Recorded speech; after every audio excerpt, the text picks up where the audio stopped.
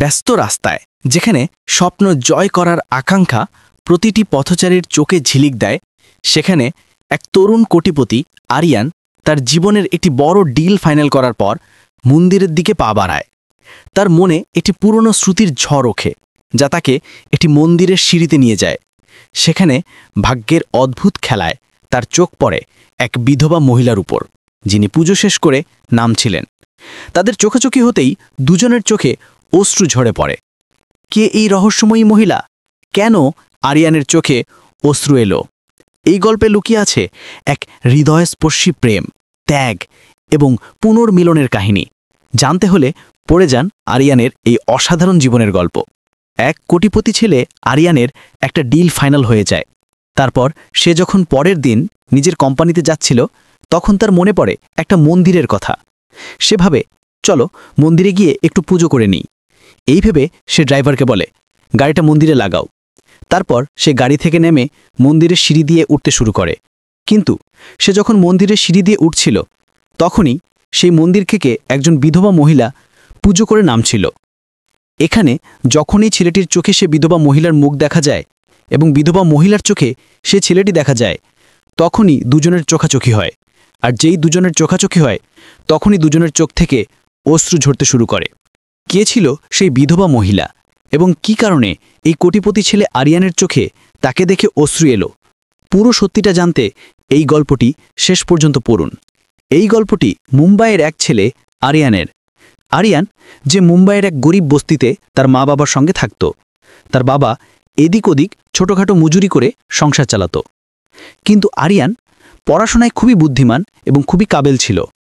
তাই যখন সে তার স্কুলের পড়াশোনা শেষ করে, তখন ভালো নম্বরে পাশ করে। তারপর একটা প্রাইভেট কলেজে, যেটা মূলত ধনীদের কলেজ, সেখানে তার ভালো নম্বরের কারণে ভর্তি হয়ে যায়। তারা জানত যে এই ছেলেটি পড়াশোনায় ভালো এবং যদি এই কলেজ থেকে ভালো নম্বর পায় তাহলে কলেজেরও নাম হবে। তাই আরিয়ানের একটা বড় কলেজে ভর্তি হয়ে যায় এবং ফিতেও তাকে বেশ ভালো ছাড় দেওয়া হয়। এরপর আরিয়ান সেই কলেজে যেতে শুরু করে আর ধীরে ধীরে সময় কাটতে থাকে। কিন্তু তখনই কলেজে গিয়ে তার সঙ্গে একটি মেয়ের পরিচয় হয়। মেয়েটির নাম ছিল নেহা। নেহার বাবার কাছে ভালো টাকা পয়সা ছিল। নেহার স্বভাব সবার প্রতি খুবই ভালো ছিল। সে সবাইকে দয়ার দৃষ্টিতে দেখত, অর্থাৎ তার মধ্যে ধনী হওয়ার কোনো অহংকার ছিল না। যখন সে আরিয়ানকে দেখে, তখন তার স্বভাব তাকে খুব ভালো লাগে, কারণ আরিয়ান সাধারণ পোশাকে থাকত এবং খুবই সহজভাবে কথা বলতো। অর্থাৎ তার কথায় কখনো কোনো অহংকার ফুটে উঠত না, কারণ অহংকার করার মতো তার কাছে কিছুই ছিল না। তবুও সে যতটা পড়াশোনায় ভালো ছিল, সেই বিষয়ে তার মধ্যে কখনো অহংকার ছিল না। এভাবেই দিন কাটতে থাকে। কিন্তু হঠাৎ একদিন নেহা আরিয়ানের কাছে এসে তাকে তার ভালোবাসার কথা জানায়। আরিয়ানও নেহাকে দেখত এবং তারও নেহাকে খুব ভালো লাগত। কিন্তু এতদিন সে কখনো ভাবেনি যে সে নেহার কাছে ভালোবাসার কথা বলবে। কিন্তু যখন নেহা তার ভালোবাসার কথা জানায়, তখন আরিয়ান কিছু বলতে পারে না এবং চুপচাপ নেহার দিকে তাকিয়ে থাকে। কারণ নেহা দেখতে খুবই সুন্দর ছিল এবং নিজের গাড়িতে কলেজে আসতো। তাই আরিয়ান জানত যে নেহার কাছে ভালো টাকা পয়সা আছে, কিন্তু তার কাছে তেমন কিছুই নেই। কিছুক্ষণ নেহার দিকে তাকিয়ে থাকার পর নেহা মুচকি হেসে তার চোখের সামনে আঙুল ঘুরিয়ে বলে, কি, আমার কথা শুনতে পাচ্ছ না? তখন আরিয়ান বলে, হ্যাঁ হ্যাঁ শুনতে পাচ্ছি, কিন্তু তুমি এসব কি বলছো? আমি তো খুবই গরিব, আমার বাবা মজুরি করে, তুমি কিভাবে আমাকে ভালোবাসতে পারো? কিন্তু নেহা ততক্ষণে আরিয়ানের প্রেমে পড়ে গেছে এবং বলতে শুরু করে, এসব আমার কাছে কিছু আসে যায় না, তুমি শুধু বলো আমাকে তুমি ভালো লাগো কিনা, তুমিও কি আমাকে ভালোবাসো? তখন আরিয়ান কিছুক্ষণ ভেবে তার প্রেমের জন্য সম্মতি দেয়। যখন আরিয়ান প্রেমের জন্য সম্মতি দেয়, তখন নেহার খুশির কোনো ঠিকানা থাকে না। সে পুরো কলেজে খুশিতে ঘুরে বেড়ায়। এদিকে আরিয়ানের মুখেও একটা অদ্ভুত হাসি থাকে। সে ভাবে যে তাকে একজন ভালো প্রেমিকা পাওয়া গেছে। এরপর তারা কলেজে ভালোভাবে সময় কাটাতে থাকে। কিন্তু হঠাৎ করে এই খবর যে নেহা আরিয়ানের প্রেমে পড়ে গেছে, সেটা সবাই জেনে যায়। এই কলেজে নেহার বাবার বন্ধুর একটা ছেলে রাহুল পড়ত। সে নেহার প্রতি খারাপ দৃষ্টি রাখত। যখন সে জানতে পারে যে নেহা আরিয়ানের প্রেমে পড়ে গেছে, তখন সে ভাবতে শুরু করে কিভাবে তাদের প্রেম ভাঙা যায় যাতে তার নিজের সুযোগ হয়। এই ভেবে সে একদিন তার বাবাকে বলে, বাবা, তোমার বন্ধুকে বলে দাও যে তার মেয়ে একজন গরিব ছেলের সঙ্গে প্রেম করছে, যার বাবা মজুরি করে। এই কথা শুনে তার বাবা নেহার বাবাকে সব জানিয়ে দেয়। নেহার বাবা যখন এই কথা শোনে তখন সে খুবই রেগে যায়, কিন্তু সেভাবে আজকালকার পরিস্থিতি দেখে যদি কিছু ভুল হয়ে যায়, যেমনটা আজকালকার মেয়েরা করে, তাই সে তার মেয়ের ফিরে আসার অপেক্ষা করে এবং তাকে জিজ্ঞাসা করে, বেটি, তুমি কি কোনো ছেলের সঙ্গে প্রেম করছো? এই কথা শুনে নেহা, যে তার বাবার খুবই আদরের ছিল, বলে, হ্যাঁ বাবা, আরিয়ান নামে একটা ছেলে আছে, সে আমার সঙ্গে পড়ে এবং আমরা দুজন দুজনকে খুব ভালোবাসি। কিন্তু সমস্যা একটাই, সে খুবই গরিব, তার বাবা মজুরি করে। নেহা তার বাবাকে সব খুলে বলে নেয়। তখন নেহার বাবা মুচকি হেসে বলে, বেটি, যদি তাই হয় তাহলে তাকে বাড়িতে ডাকো, আমরা তার সঙ্গে কথা বলে বিয়ের কথা পাকা করে ফেলব। তুমি কালই তাকে বাড়িতে ডেকে নাও। এই কথা শুনে নেহার বিশ্বাস হয় না, কারণ তার বাবা টাকা পয়সার ব্যাপারে খুবই অহংকার করত। কিন্তু যখন সেই এমন বলছে, তখন নেহা অবাক হয়ে তার বাবার দিকে তাকায়। তারপর তাকে জড়িয়ে ধরে বলে, বাবা, তুমি দুনিয়ার সবচেয়ে ভালো বাবা।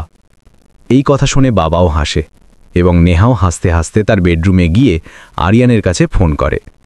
আরিয়ান যখন শোনে যে নেহার বাবা তাকে ডেকেছে, তখন সেও খুব খুশি হয় এবং বলে, ঠিক আছে, আমি কালই তোমার বাড়িতে চলে আসব, বলো কখন আসতে হবে। নেহা তাকে সকাল 9টার সময় দেয়। আরিয়ান রাত থেকেই প্রস্তুতি নিতে শুরু করে।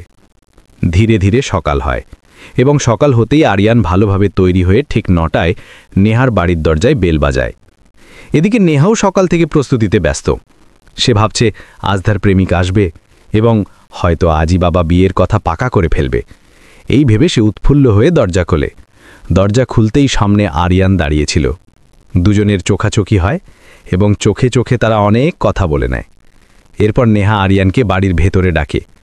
আরিয়ান ভেতরে এসে নেহার বাবার সঙ্গে বসে কথা বলতে শুরু করে, কিন্তু তখনই নেহার বাবা উঠে দাঁড়ায় এবং পকেট থেকে কিছু টাকা বের করে নেহাকে দিয়ে বলে, বেটি, এই টাকা ভার্মা আঙ্কেলের কাছে দিয়ে এসো, তিনি ওখানে অপেক্ষা করছেন। আমি এতক্ষণ আরিয়ানের সঙ্গে কথা বলছি।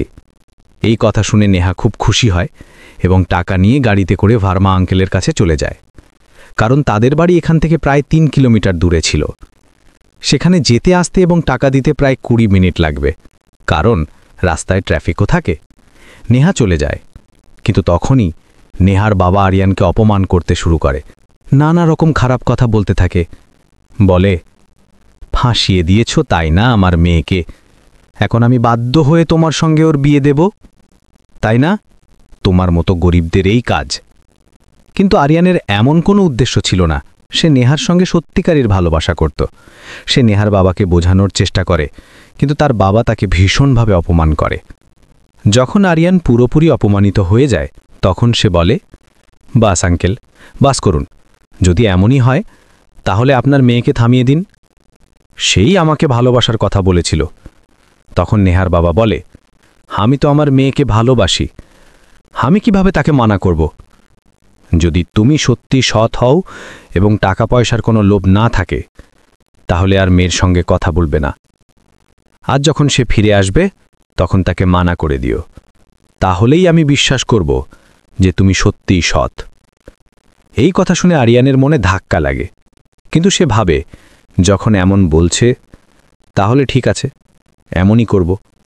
নেহা ফিরে আসতেই আরিয়ান দুঃখ ভরা মুখ নিয়ে তার সামনে গিয়ে বলে, নেহা, দেখো, আমি তোমার সঙ্গে বিয়ে করতে পারবো না, আর আজ থেকে আমার সঙ্গে কথা বলারও দরকার নেই। এই কথা শুনে নেহা একটু অবাক হয়, কিন্তু আরিয়ান এটা বলে চলে যেতে শুরু করে। তখন নেহার বাবা বলে, বেটা, কি হলো, কি সমস্যা? কিন্তু আরিয়ান কিছু না বলে সেই বাড়ি থেকে বেরিয়ে যায়। নেহা ফুফিয়ে ফুফিয়ে কাঁদতে শুরু করে। এরপর নেহা অনেকবার আরিয়ানের সঙ্গে যোগাযোগ করার চেষ্টা করে, কিন্তু আরিয়ানের কোনো যোগাযোগ পায় না। সে ফোনও ধরে না। কলেজে কেউ আরিয়ানের বাড়ির ঠিকানা জানত না, কারণ আরিয়ান কাউকে তার ঠিকানা দেয়নি। এরপর আরিয়ান কলেজ থেকেও পুরোপুরি গায়েব হয়ে যায় এবং নিজেকে একটা ঘরে বন্দি করে ফেলে। ঘরে বন্দি থাকতে থাকতে তার মনে নানা রকম খারাপ চিন্তা আসতে শুরু করে। সে ভাবে, কেন নিজেকেই দুনিয়া থেকে বিদায় করে না দিই? কিন্তু তখনই তার মনে পড়ে তার মা বাবার কথা, যারা তার ভালো নম্বরে পাশ করে খুবই খুশি হতো এবং তাদের সামান্য আয় থেকে এদিক ওদিক মিষ্টি বিতরণ করত। তাই সেই চিন্তা মাথা থেকে বাদ দিয়ে ভাবে, যাই হোক, দেখা যাবে, কিন্তু আজ থেকে আমি আমার জীবন এমনভাবে গড়ব যাতে কেউ আমাকে এমন কথা আর বলতে না পারে। কারণ যা কিছু আমার সঙ্গে হয়েছে সবই গরিবীর জন্য। এখন এই গরিবীকে আর আমি কাছে থাকতে দেব না। আমি গরিব ঘরে জন্ম নিয়েছি ঠিকই, কিন্তু যদি গরিব ঘর থেকেই এই দুনিয়া ছেড়ে চলে যাই তাহলে সেটা আমার ভাগ্যের দোষ নয়, আমার দোষ হবে। এই ভেবে আরিয়ান দিনরাত এক করে মেহনত করতে শুরু করে। সে সেই এলাকা ছেড়ে মুম্বাইয়ের আরেকটা এলাকায় চলে যায় এবং দিনরাত মেহনত করে। মেহনত করার ফলে কিছুদিনের মধ্যেই তার কাছে এত টাকা জমা হয় যে সে একটা ছোটোখাটো ব্যবসা শুরু করতে পারে। আরিয়ান সে ব্যবসা শুরু করে এবং ব্যবসা দিন দুগুণ রাত চৌগুণ বাড়তে থাকে। ধীরে ধীরে সেই ছোট ব্যবসাকে সে একটা কোম্পানির রূপ দেয় এবং এখন কোম্পানির মধ্যে থেকে সে ভালো টাকা উপার্জন করে। এদিকে নেহা যখন আরিয়ান তার সঙ্গে কথা বলে না, তখন তার বাবার বন্ধু তার জন্য একটা বিয়ের প্রস্তাব নিয়ে আসে। নেহা এই প্রস্তাব প্রত্যাখ্যান করতে পারে না। যে ছেলে রাহুল আরিয়ানের ব্যাপারে বাড়ি পর্যন্ত খবর পৌঁছে দিয়েছিল, সেই ছেলেই নেহাকে বিয়ে করে। বিয়ে হয়ে যাওয়ার পর নেহা সেই বাড়িতে বউ হয়ে যায়। কিন্তু সেই ছেলেটির মধ্যে সব ধরনের খারাপ অভ্যেস ছিল।